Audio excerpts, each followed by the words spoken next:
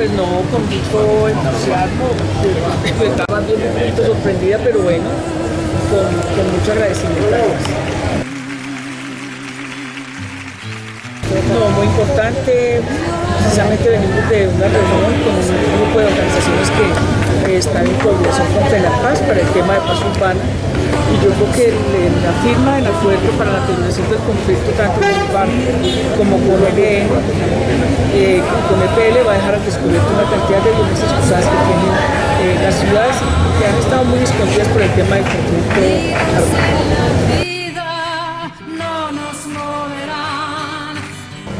Pues hombre, yo creo que el reto es muy importante porque la obligación que tienen los medios alternativos, más que cualquiera otra, es la de informar,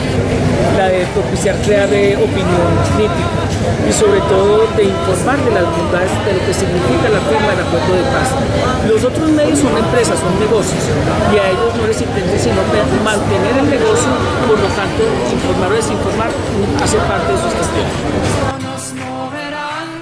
Piedad, ¿dónde radica el secreto de su belleza?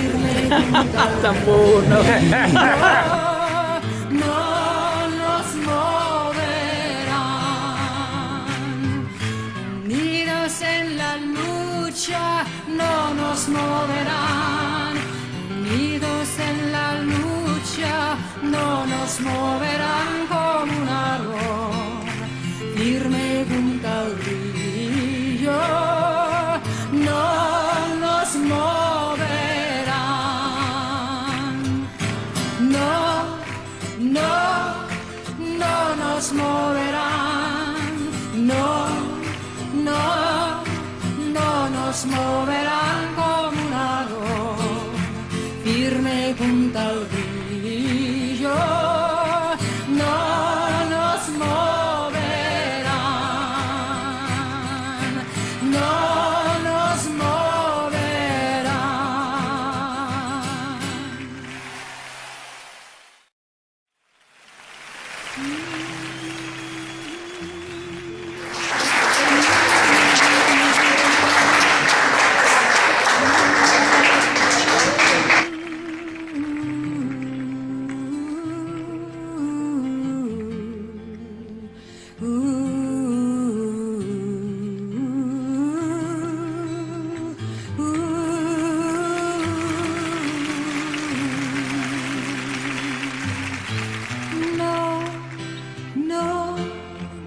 No nos moverán, no nos moverán como un árbol firme junto al río. No nos moverán, unidos en la vida, no nos moverán, unidos en la vida, no nos moverán como un árbol firme junto al río. Juanita.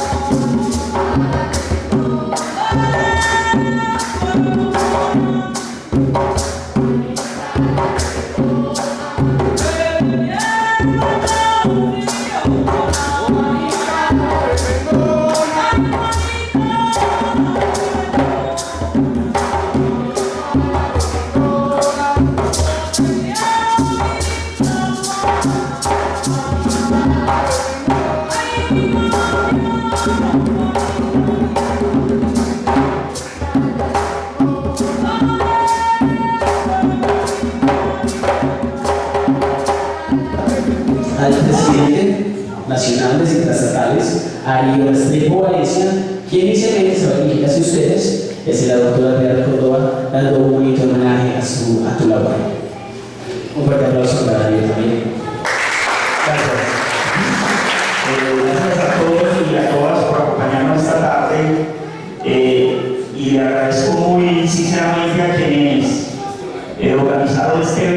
este acto porque pues realmente me propusieron que hiciera una especie de proclama para Piedad y yo acepté complacido. Sin embargo, me puse a pensar que hacerle una proclama a Piedad era hacérselo también a la dignidad, hacérselo a la mujer, hacérselo a la paz.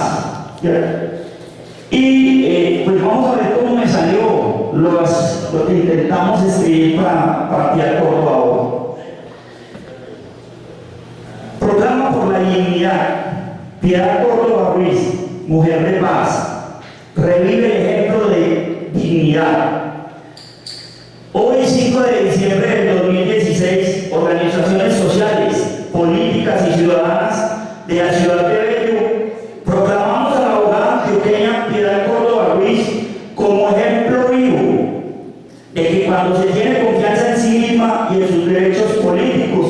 consagrados en la Declaración Universal de los Derechos Humanos y la Constitución Política Colombiana, es posible, es digno, es justo, es necesario dar batallas jurídicas y políticas, a costa incluso de ser señalada, estigmatizada, amenazada y atacada política e incluso militarmente por oponentes conceptuales e ideológicamente contrarios. Para nosotros los bellanitas, que nos corre la sangre libertaria democrática por nuestras venas, es un honor tener aquí en el recinto de la democracia bellanita a tan ilustre y valiente mujer. Marco Fidel Suárez en 1921 se hizo a un lado cuando, siendo presidente, la horda laboranista liberal lo acusó injustamente. Salió entonces a la palestra pública no a claudicar, sino por el contrario, con su mejor arma, la de las letras, a defenderse. Y justo en 1925 se le absolvió y la historia le ha reconocido como ejemplo de dignidad. María Betsabe Espinal, joven obrera bellanita, se levantó en un taburete y altiva, libre y ardorosa. En febrero de 1920 se elevó victoriosa contra el acoso sexual, contra las injusticias laborales, y al frente de 400 obreras obtuvo todas las reivindicaciones posibles. Fue aplaudida y hoy es visibilizada por todos los que creemos que los derechos se defienden y conquistan hasta con el último aliento de la vida. Por ello, Bello, nuestra ciudad, se siente orgullosa de reconocer en Piedad Córdoba Ruiz una adalid de la lucha por la dignidad en este siglo XXI, porque ha sido capaz de enfrentar la persecución que el malévolo y perseguidor ex procurador Alejandro Ordóñez se ensañó contra ella, y fundamentada en sus conocimientos de derecho, en su fortaleza, pero por sobre todo en su calidad de mujer, orgullosa y altivamente líder afrodescendiente, así como en su condición de dirigente política, liderando actualmente la agrupación Marcha Patriótica. Logró que el honorable Consejo de Estado le diera la razón y hoy pueda ejercer libre y públicamente sus opiniones y propuestas políticas a toda Colombia, América y el mundo. Por ello, las organizaciones sociales, partidos políticos y los ciudadanos de bien de la Municipalidad de Bello, convocantes a este evento y reunidos en intraestatales, en la Corporación Colectivo para la Democracia y el Desarrollo Social, en la Corporación Verde Azul, en el proceso Vamos Construyendo Ciudadanía, en FENALPAZ, Barrismo en Paz, Partido Comunista, Marcha Patriótica, Partido Verde, Progresistas Antioquia, Corporación Cultural Horacio Saldarriaga y ASOFEN, proclamamos a Piedad Córdoba Ruiz, hija adoptiva de Bello y ejemplo de dignidad y valor, para que las actuales jóvenes generaciones tengan un ejemplo a seguir y nunca declinen en la lucha por los derechos, así se interpongan en su camino obstáculos aparentemente poderosos, pero que con el tiempo se convierten en frágiles fósiles de la ignominia. Por todo esto, proclamamos a Piedad Córdoba Ruiz, hija adoptiva de Bello y patriota ejemplar, ejemplo de fortaleza, paz y dignidad. Gracias. Buenos días, hoy presentes.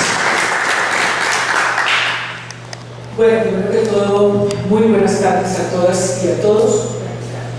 De verdad un poco sorprendida con esto porque no representa a la persona Teresa cuando me contó y pensaba que era como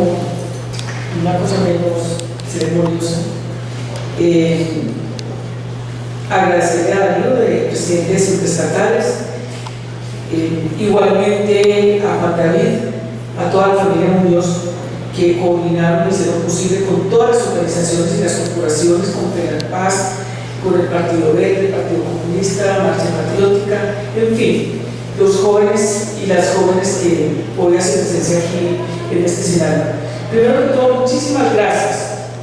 Bello para mí es una ciudad muy significativa por muchísimas razones, entre muchas de ellas, porque yo venía mucho con mi mamá cuando estábamos pequeños aquí arriba, porque aquí vivía mi madrina de confirmación. Entonces los domingos por la tarde mi mamá tenía la costumbre de traernos a visitarla por lo menos una vez al mes. Teníamos una relación muy especial, pero también porque cuando estábamos estudiando conocíamos la historia de Marco Fidel Suárez. Para uno era supremamente provocador venir a conocer la choza de Marco Fidel Suárez. Y uno, de todas maneras, estando tan pequeña o tan pequeño, pues se preguntaba cómo era posible que una persona de una extracción tan humilde llegara a ser presidente en una época como esa, pues. Y después conocer la forma como salió la estrategia para sacarlo del poder realmente. Y obviamente que leer Los sueños de Luciano Pulgar, que eran una de las obras emblemáticas de él, y también porque era muy atractivo para mí toda la movida sindical que generaba alrededor de Fabricato, una de las empresas más emblemáticas de Antioquia, y obviamente alrededor del cual giraba mucho la vida de este municipio. Pero además también porque mi mamá tenía la costumbre, por alguna razón se inventaba un cuento, de que teníamos que ir a pie a Giratoto, a pagar alguna promesa que ella no cumpliera. Entonces pasábamos por Iquía, por el lado del ferrocarril, y llevábamos fiambre que sea mamá, pero nos íbamos a pie de verdad, hasta se nos cae de Giratoto. Pero por esa razón tengo como unos recuerdos muy bellos de este municipio, muy agradables. También hice mucha política aquí en una época, y para decir verdad, hasta que nos faltaron los alcaldes que fueron haciéndose elegir aquí con muchas relaciones con el paramilitarismo y con las vacas. Bueno, que volvió a verlo una ciudad de todas formas muy peligrosa y que sigue siendo, creo no equivocarme, estando en manos de mafias, que es lo que creo que este país tiene que comenzar a combatir. Y ahorita que estábamos reunidos con Penal Paz y otras organizaciones, estábamos hablando de la paz urbana, que es un tema muy apasionante, que entre otras cosas yo creo que es lo que va a quedar después de que se caiga el telón de lo que es el conflicto armado de este país y comiencen a aparecer en las ciudades de la patria una serie de violencias cruzadas, una serie de problemáticas que van a dar cuenta realmente de la inmensa convulsión social en la que se va a ver, yo diría, comprometido este país, amén de lo que va a significar la llegada a los territorios de las ex-FARC, diría yo, pero también la manera como vamos a empezar a tener en el país un imaginario donde seguramente cuando ya el Ejército de Liberación Nacional llegue a la posibilidad de un acuerdo con el gobierno, lo mismo que el EPE, yo pensaba, y ellos me hicieron reflexionar los compañeros y las compañeras ahora, de que realmente la paz completa no es aquella que simplemente lo que aquella que se va a dar con el ELN o con el EP y demás, sino que realmente la paz completa es la paz que vamos a construir, que tiene que ver con la convivencia cotidiana, con la convivencia diaria, y que va a requerir, yo diría, un esfuerzo muy grande de la sociedad colombiana para construir una pedagogía para la paz. Una pedagogía para la paz que es distinto a hablar de la pedagogía de los acuerdos, porque indiscutiblemente profundizar en el conocimiento de los mismos es importante, convertirnos en unos veedores y unos vigilantes de la implementación, de la reincorporación de los ex insurgentes. Es una tarea importante, pero la pedagogía para la paz va mucho más allá de los acuerdos. Seguramente se pueden encontrar en un momento determinado hechos como ese que tengan que ver con la pedagogía para la paz, pero la pedagogía para la paz va a requerir de lo que el Che Guevara hablaba en su momento, del hombre y la mujer nueva de este país, que tiene que ver con las nuevas instituciones, es decir, una nueva escuela que dé cuenta de un gran pacto ético que tiene que ser este país, donde no solamente se hable de la tolerancia como una expresión que cada vez más me parece a mí que se aleja de lo que significa la igualdad, la equidad, la inclusión, y que son, yo diría, para mí elementos fundamentales para poder construir una paz estable y duradera en este país, es decir, una paz con justicia social. Por eso creo que la revisión de los contenidos educativos, de la currícula educativa, de los docentes, la incorporación cada vez más en la necesidad de una propuesta de educación en este país, que para mí yo creería que si fuésemos a hacer una constituyente de Colombia, yo propondría que hubiera una constituyente por la educación, porque creo que en el momento, y yo lo dije en una reunión hace poquito en un panel del Espectador hace como 4 o 5 días, cuando en este país tomaron la decisión de acabar con las humanísticas, cuando en este país tomaron la decisión de sacar precisamente de la currícula educativa la historia, el forma, la geografía, sacar de la currícula la urbanidad y todo lo que significa las ciencias humanas, yo diría que este país ha entrado en un desbordamiento de falta de ética que es impresionante. Y yo creo que eso tiene mucho que ver con la incapacidad que tenemos de asombrarnos frente a una cantidad de hechos que empañan a este país, la absoluta indiferencia frente a los problemas de los demás y de las demás. Yo decía ahorita en la conversación que teníamos, de verdad que me pareció muy interesante, cómo pasamos de indiferentes ante esas hordas al lado del río Medellín de gente viviendo al sol y al agua, casi que un pueblo completo viviendo en las calles, y en lugar de buscarle una solución, aquí se dedicaron a hacer puentes y a decir que Medellín es una ciudad de la conectividad y que es la ciudad más moderna de Colombia o del mundo. Ya si se pasó a la luz de una manera tan impresionante, pues sí, creo que se van a venir a vivir de Nueva York aquí a Medellín. Y eso da cuenta del trastocamiento de los valores, porque realmente una ciudad moderna, una ciudad de la modernidad, no es una ciudad que tiene más puentes, ni más teléfonos, ni más semáforos. Es una ciudad que tiene como condición, como requisitos sine qua non para hablar de la convivencia y hablar de los seres humanos, fundamentalmente el respeto por el ser humano en sí. Es decir, cómo esta ciudad le garantiza a la gente precisamente que pueda vivir bien, que pueda vivir en una ciudad que promete realmente ser la casa de todos y de todas, cuidando del medio ambiente. Hay muchísimos ejemplos para poner en Medellín, cómo hicieron esa avenida alrededor del río, por los lados de la 33, sin importarle que la gente tuviera la posibilidad de intervenir, de participar, de discutir si eso era lo que necesitaba la ciudad. Cometieron un arboricidio a los ojos de todo el mundo, un impacto ambiental que permite inclusive que muchas de las especies que había en toda esta avenida, que era además muy llena de arborización, pues desaparecieron, porque realmente lo que importaba era ganar su premio de cualquier cosa y poder decir a los extranjeros que vienen aquí de vez en cuando que esta es una ciudad muy moderna cuando realmente no lo es. Y por eso yo creo que la paz pasa por eso. Y el tema de lo que estoy diciendo me lo dieron los compañeros ahora en la reunión que tuvimos, porque creo que lo que se nos viene encima es un problema bastante complejo, cuando lo primero que todo tenemos que hablar de cómo vamos a hacer realmente esa pedagogía que permita que podamos, más allá de la reconciliación, que podamos convivir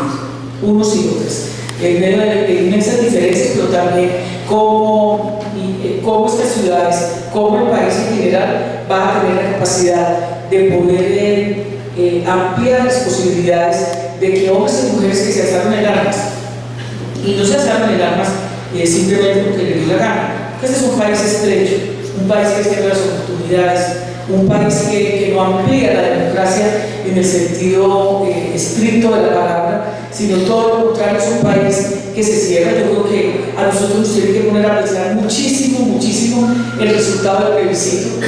y creo que yo que fui una de las que pensaba que no era necesario que se plebiscitara el acuerdo especial, creo que lo que ocurrió fue una fotografía de lo que pasa en este país, y termina siendo realmente muy importante, muy interesante, porque si bien es cierto, hubo sectores coordinados por el Centro Democrático, por Pastrana, por Ordóñez, por toda esta ultraderecha insulta, también es cierto que hubo sectores a los que no les interesó la paz. Y no les interesó la paz porque creo que no hay ni ha habido una estrategia que permita enamorarnos de la paz.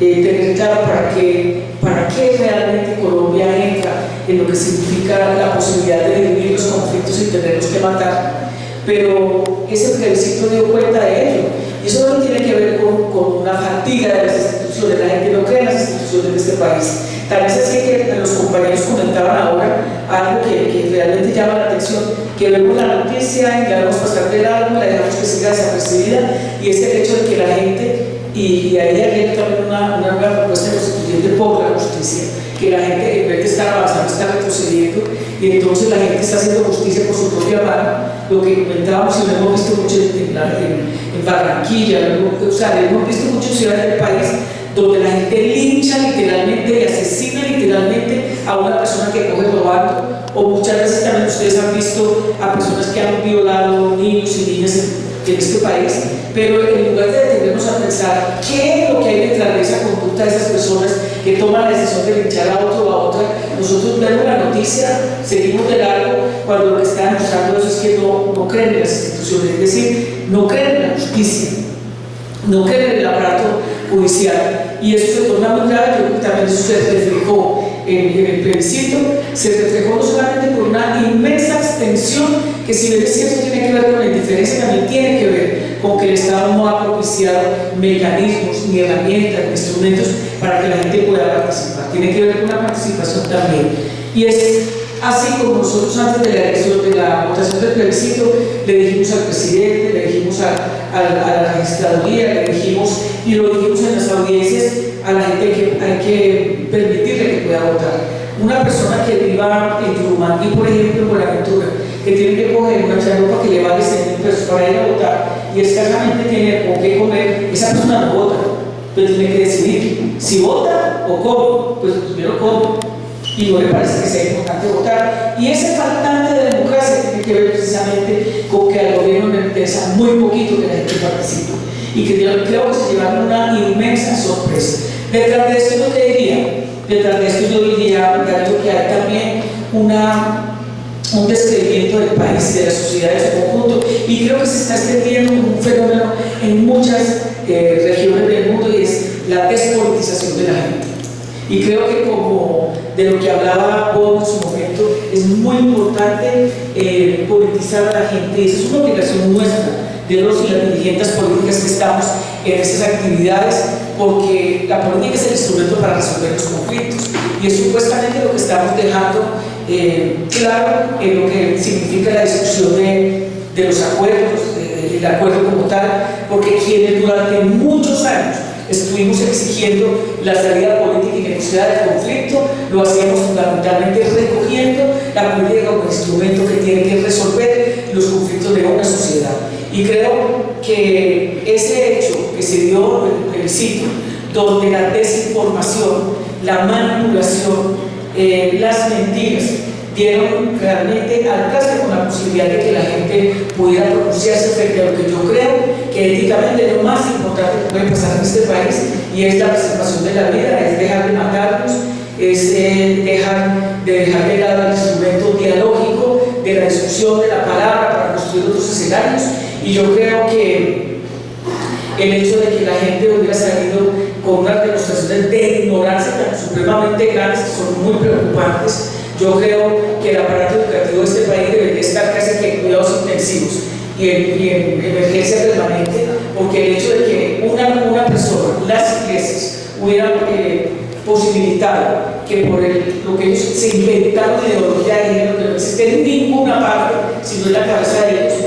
salieron con el cuento de que el enfoque de género lo que hacía era homosexualizar la sociedad colombiana, como que la homosexualidad fuera o una enfermedad, o un defecto, o un delito. Y eso depende precisamente de la pésima educación que tenemos en este país, que permite realmente el avance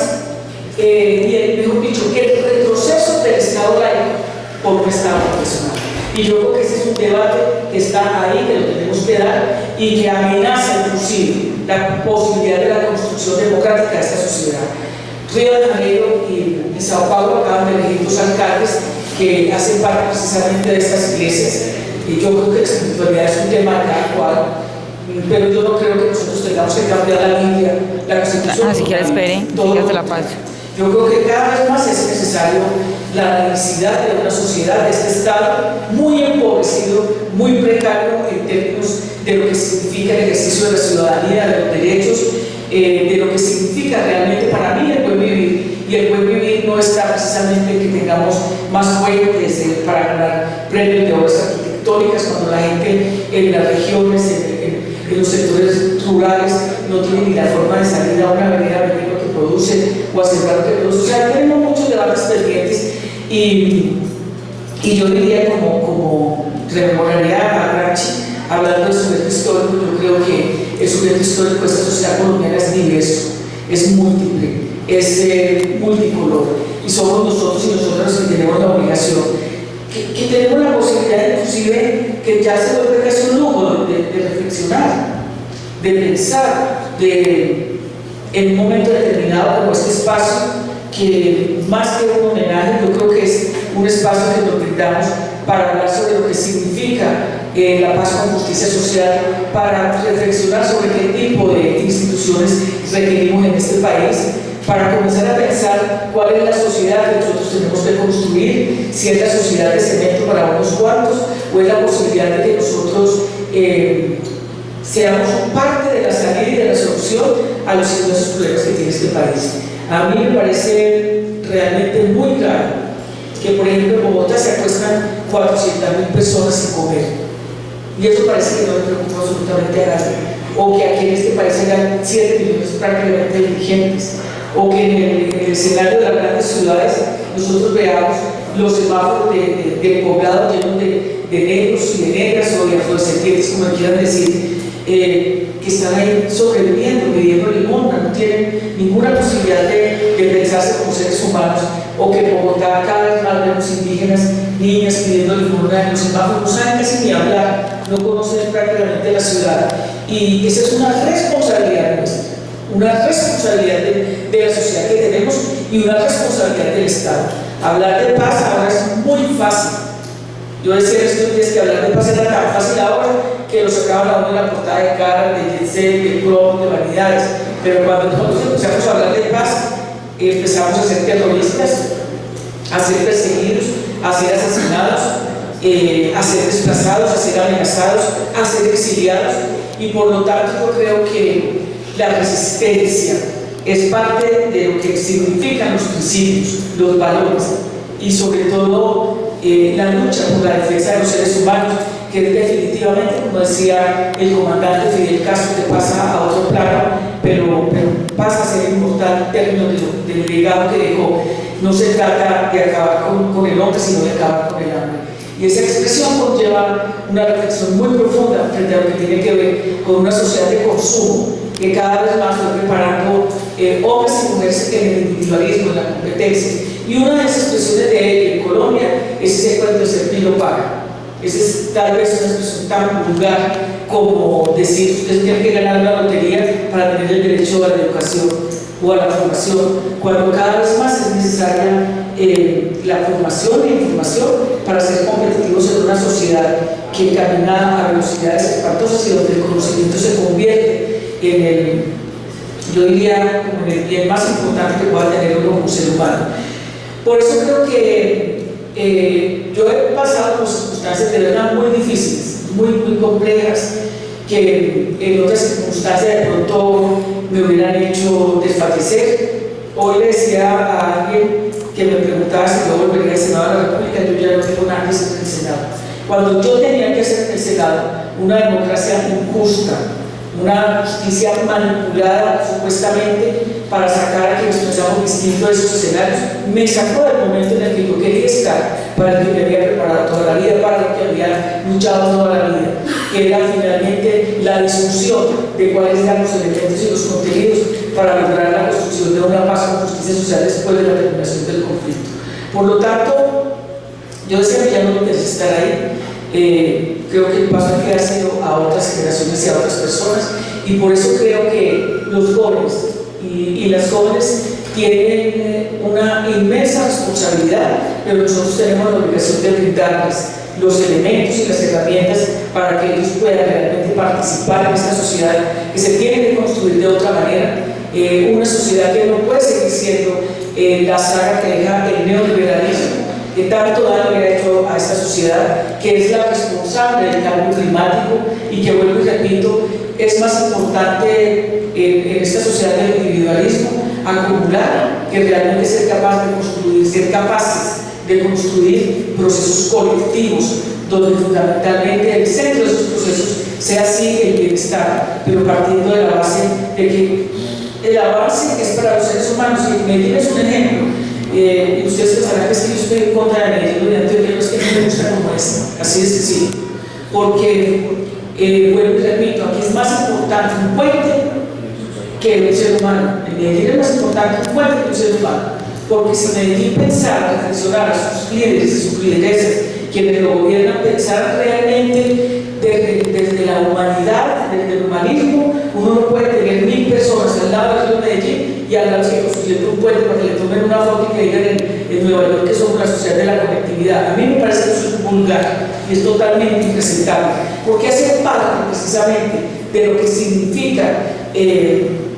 socialismo para mí, lo que significa el ser revolucionario. El ser revolucionario es ser capaz de transformar condiciones de pobreza, de miseria y de exclusión en espacios de inclusión, de respeto y sobre todo de defensa de los derechos humanos. Ser revolucionario es ser capaces de cambiar esas circunstancias que parecen imposibles, pero que con la lucha, con la convicción de lo que significa la convivencia, de lo que significa la expresión humana, de lo que significa realmente el adelanto científico. Nosotros para un puente tener un maravilloso, inclusive donde no pasan casi ni carros, o una biblioteca desocupada en unos estragos donde no va nadie solo a fumar marihuana o a soplar, y la gente muriéndose de hambre, y la gente sin poder entrar ni siquiera a tener una vivienda digna. ¿Para qué es el desarrollo? El desarrollo es para ponerlo al servicio de la humanidad, no para ponerlo al servicio de los bolsillos de unos cuantos, que es lo que creo que a nosotros nos tiene que llamar a reflexionar. Y eso es la paz. Y Darío, en el escrito que tú hacías, que además me lo voy a llevar para entregárselo a mi mamá, que sufre mucho con todo lo que yo hago, yo creo que lo único que uno no puede perder en la vida es la dignidad. Y precisamente esa dignidad que se aprende en la casa, que se aprende en la escuela, que se aprende precisamente con ejemplos tan importantes. Cuando a mí me secuestraron, pues si yo les dijera a ustedes que yo no sentía miedo, sería muy sospechoso. Como paciente psiquiátrica de mi hijo que es psiquiatra. Pero miedo sí tenía, claro, sobre todo la incertidumbre de saber qué iba a pasar. Pero yo me alimenté de la figura de Mandela para resistir. El oprobio, la tortura, la amenaza durante sus 16 días, me alimenté de Mandela, porque Mandela resistió 27 años en la cárcel y mantuvo toda la vida la bandera en alto de la lucha contra el apartheid, la independencia de muchos países del África, entre otras cosas, le advirtió muchísimo de lo que hizo Fidel Castro. Joven defensor de derechos humanos, como joven revolucionario y sobre todo como joven luchador de Llanita. Y además de eso, quisiera contarte que acá está Juan Hernández, que es rapero, de los que se paran en las esquinas para tirar letras políticas, para tirar letras que buscan transformar esta sociedad. Y también está el Pecoso, que le está grabando, que es punkero, músico, comunicador popular, que también está construyendo paz en su cotidianidad. Pero también está el compañero Rogelio, que está allí, que tiene muchos más años que los anteriores, y es un luchador social de los comités barriales que todos los viernes está aquí en el Parque de Bello, luchando por la vivienda digna, revolución en medio. Y así como ellos está Juan Pablo, que hace parte del colectivo Lazos de Libertad, defensor de derechos humanos. Están las Sabinas, que es un proceso de luchadoras, de mujeres luchadoras, y muchos otros procesos que te hacen honor a vos, pero a muchos otros, incluso a otros que se fueron con sangre de esta vida. Jaime Pardo Leal, Bernardo Jaramillo, Pizarro, y el mejor honor que les hacemos nosotros es la lucha cotidiana. Nosotros crecimos, usted ahorita mencionaba algo que de una me llevó a una reflexión, y es que la modernización se nos tiró en la modernidad, así como la idea de desarrollo se nos tiró en el buen vivir, así como el valor de cambio se nos tira, los valores de uso, así como se nos está tirando el ser humano. Y en ese contexto crecimos nosotros, casi sin posibilidades y sin Hernando Millán Cardona. Soy miembro del Partido Comunista Colombiano,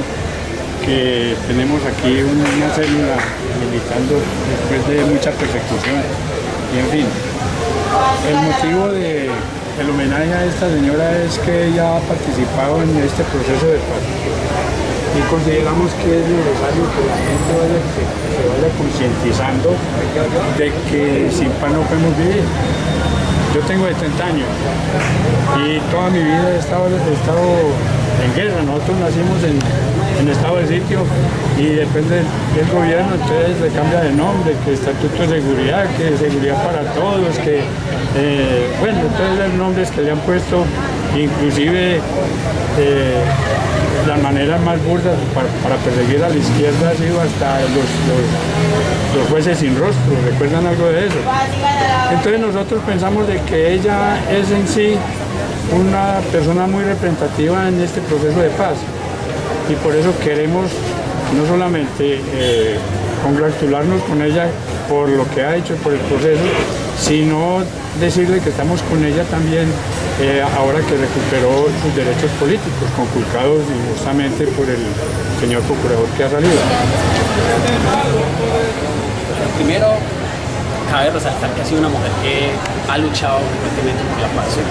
Este homenaje es citado por las organizaciones sociales, políticas, no partidistas, pero sí políticas, y bueno, las organizaciones artísticas, culturales, que hemos estado buscando esa paz estable y duradera.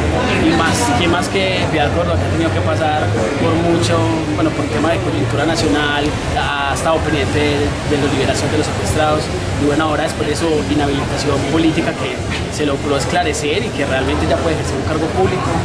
y político, ahora queremos que esté ahí, sí. Ha sido una vocera de los movimientos populares, políticos, de las movilizaciones por buscar esa paz que tanto anhelamos todos, desde los niños, los jóvenes, adultos, adultos mayores, y las organizaciones la queríamos tener cerca, de poderles dar su testimonio, su aclaración de qué fue lo que pasó y estarlo con ella, de la mano de ella, ¿cierto? Y no, resaltar ante la comunidad, ante el municipio, de que en el municipio tenemos un respaldo fuerte con ella.